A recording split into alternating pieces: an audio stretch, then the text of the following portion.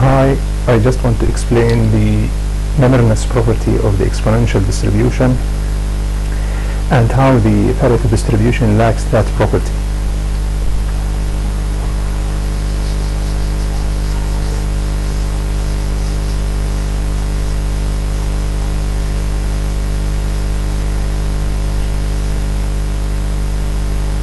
So first imagine that we have a random variable. Let's say that this is the time axis. This is 0. And we have a random variable t. This is a random variable,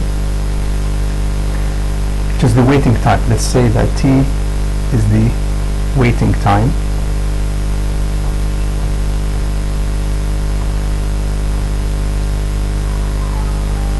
And it is a random variable.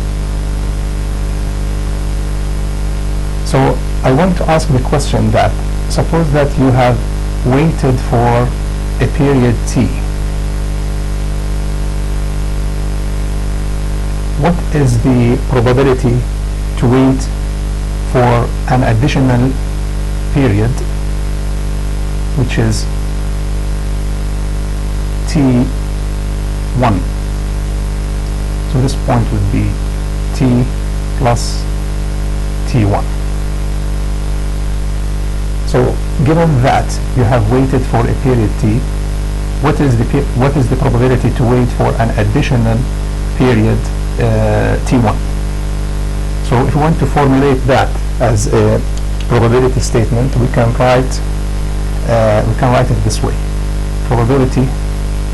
What is the probability of t being greater than t and smaller than t plus t1, given that t you have already waited for t1, given that you already have waited for t.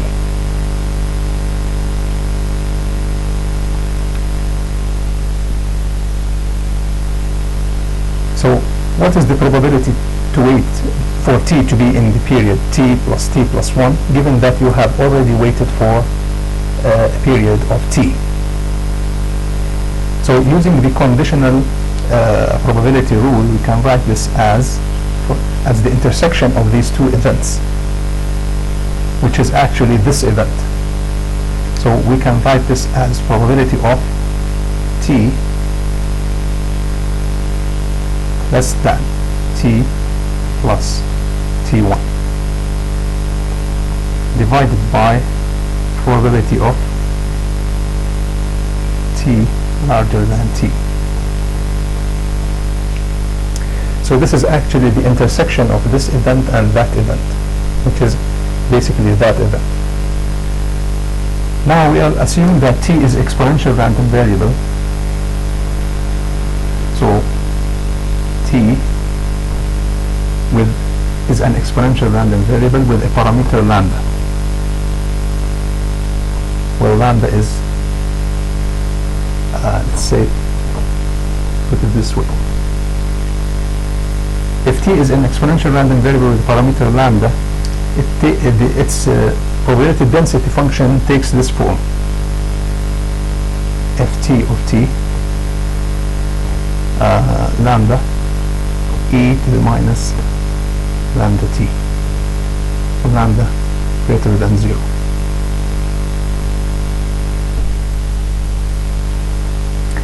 And the CDF, or complementary distribution function of the exponential random variable, can be written as ft of t equal to 1 minus e to the minus lambda t. Now, assuming that the random variable is exponential random variable, we want to evaluate this probability. This one can be evaluated using the properties of the CDF. In particular, we can write this as ft of t plus t1 minus ft of t divided by this one is this event is actually the complement of the CDF. So this can be written as E or 1 minus ft of t. I will substitute this term into this numerator and denominator and see what happens. So this one would be 1 minus e to the minus lambda t plus t1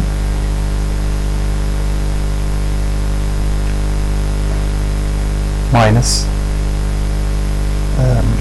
this one would be 1 minus e to the minus lambda t, and that one will be simply e to the minus lambda t. This can be further simplified to the following. Let's see. Running out of space here, so I will take this into here. So this would be 1 minus e to the minus lambda t plus t1 minus 1 plus e to the minus lambda t over e to the minus lambda t. This would go with that. So we have e to the minus lambda t minus e to the minus lambda t plus t1 over e to the minus lambda t. This can also simplified to 1 minus e to the minus lambda t with lambda t cancels out, so you have e to the minus lambda t1. This is effectively ft of t1. So what does that mean? This simply says that given that you have waited for a period of t, the probability to wait for additional t1 is exactly as the probability of that you have arrived at 0 and you will wait for t1.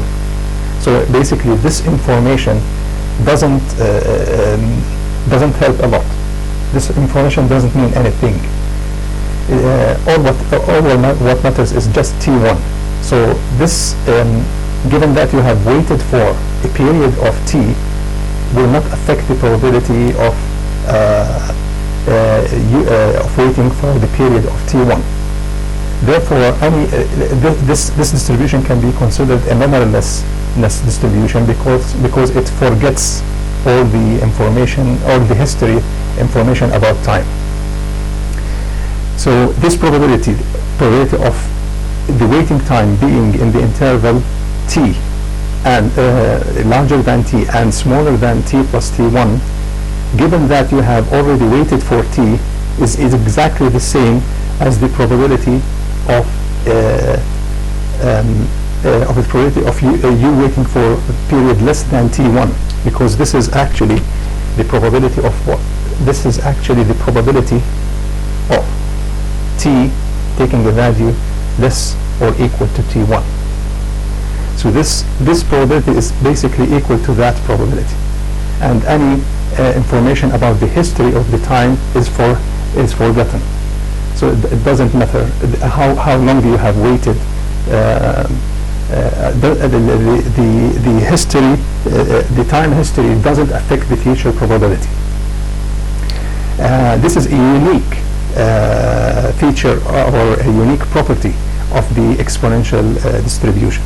However, the other distribution don't possess this property. So for example, let's take the Pareto distribution and compare this result with the Pareto distribution. The Pareto distribution I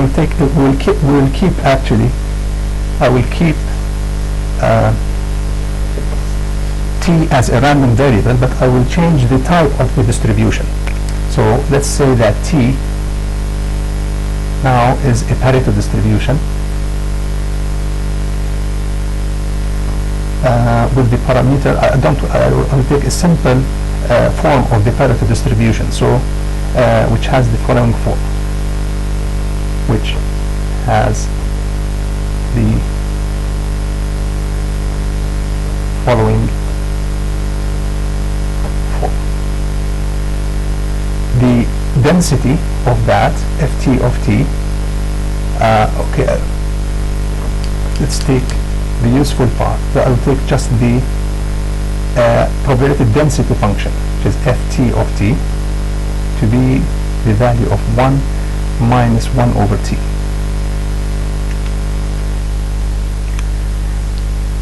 You can check that this is a valid CDF by putting t, for example, as t approaches infinity, this term would go to 0, so this CDF would approach, asymptotically will approach the value of 1.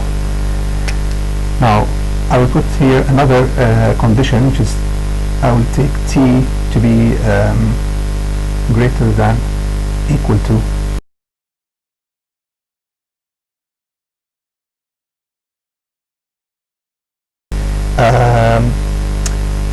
how the Pareto distribution behaves, or if we are to consider this problem, let's see if the Pareto distribution possesses the memorylessness property that the exponential distribution possesses. We will still need to evaluate that, and all that will be valid. So we want to evaluate that probability, and that would go to that. So this would be the same, and this would be the same. So I will just change this part.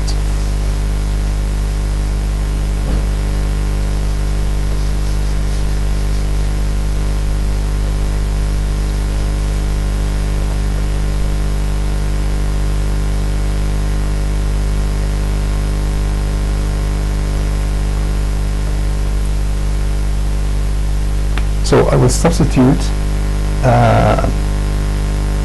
this term into this, that, and that, and see what happens. So this would be 1 minus 1 over t plus t1 minus this term would be 1 minus 1 over t, and that one would be simply 1 over t. So again, I will further simplify that to 1 minus 1 over t plus t1 minus 1 plus 1 over t, and that would be 1 over t. That would cancel with that. I have 1 over t minus 1 over t plus t1 multiplied by t. So that would be 1 minus t over t plus t1. So this is obviously not the CDF of t. So there's the more you wait, actually. So let's see what this formula tells us about the about that probability. Let's hold t1 constant and see what happens if t increases. If t is large and t1 is constant, what really happens is that this probability, this term, as t grows to infinity, this term would approach 1. So this probability would be 0. So in fact, what really happens is that as t increases, this term would approach 1, because this would be negligible compared to t, and t would cancel with the t in the numerator would cancel with the t with the denominator. So this term would approach 1, and 1 minus 1 would, is equal to 0. So this probability would go to 0. So what does that tells us about this probability? As you wait more and as you wait more, as t goes to infinity, this probability actually goes to 0. You can actually see it in a more precise way. Let's say you can also say it that way. What is the probability to wait for t to wait larger than t plus t1, given that you have already waited for t?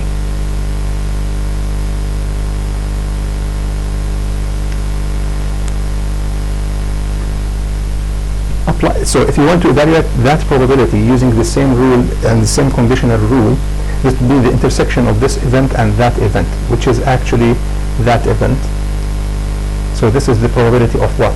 T larger than t plus t1 divided by the probability of t greater than t.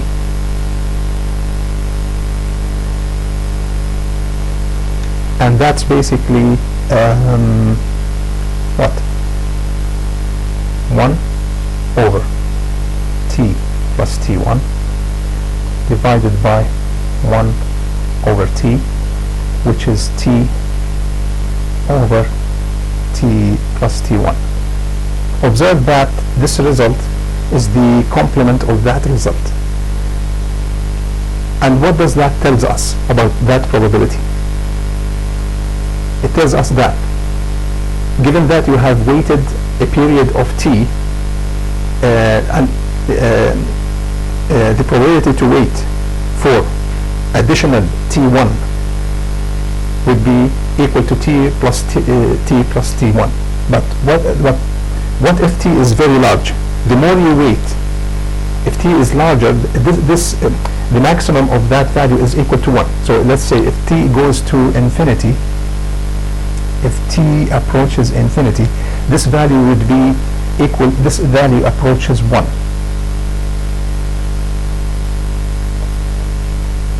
So this formula tells us that the more you wait, the more probably you will wait more. So if t is large, the probability to wait more is the probability increase. The more you wait, the more probable that you will wait further. Basically, this obviously a biased probability. So it does not.